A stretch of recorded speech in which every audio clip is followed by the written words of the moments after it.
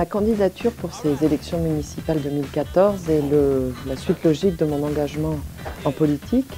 Un engagement qui date déjà de quelques années et qui a toujours eu pour ligne principale la défense de certaines valeurs, des valeurs de liberté, de solidarité et d'écologie. Mon parcours militant était émaillé de différentes campagnes, dont la campagne de 2008, durant laquelle j'étais déjà deuxième sur la liste et pour laquelle j'ai beaucoup milité.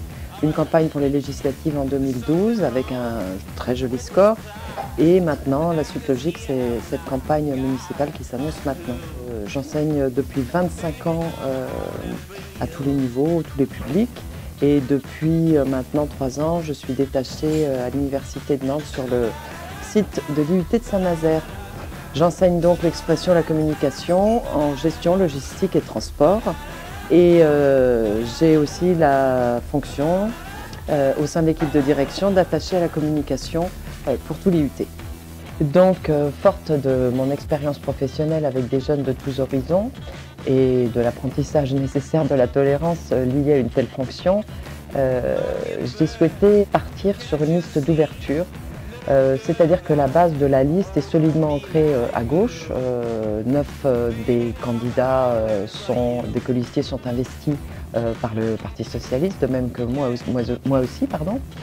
Et à partir de là, nous avons cherché à ouvrir vers des compétences de tous horizons, des gens qui sont différents de nous, qui nous permettent d'enrichir aussi notre réflexion sur les enjeux municipaux et par-dessus tout des gens qui soient compétents et qui soient rapidement opérationnels sur le terrain.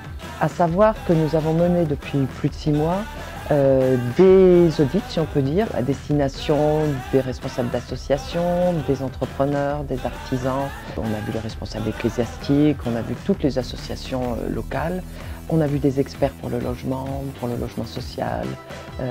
Et donc on a mené toutes ces auditions, plus de 200 ou 300, 250 à ce jour, pour bien connaître toutes les problématiques locales, bien comprendre les tenants et les aboutissants, et puis aussi savoir quels sont les leviers, quelles sont les marges de manœuvre et quels seront finalement les objectifs de la politique municipale. Donc c'est un très gros travail qui a demandé à tous de se mobiliser depuis maintenant très longtemps, puisqu'on est sur le terrain depuis le mois de mars, avril.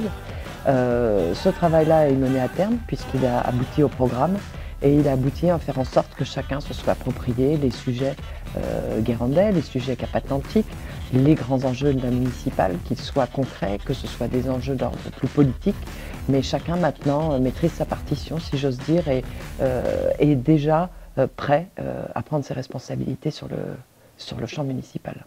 Pour aller à l'essentiel, les ambitions sont triples.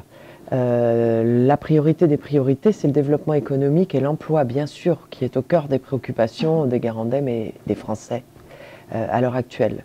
Nous allons développer un volet particulièrement important aussi sur l'emploi, avec un guichet unique à hauteur de Cap-Atlantique pour faciliter les démarches des demandeurs d'emploi, quel que soit leur âge et quelle que soit la filière dans laquelle ils souhaitent travailler.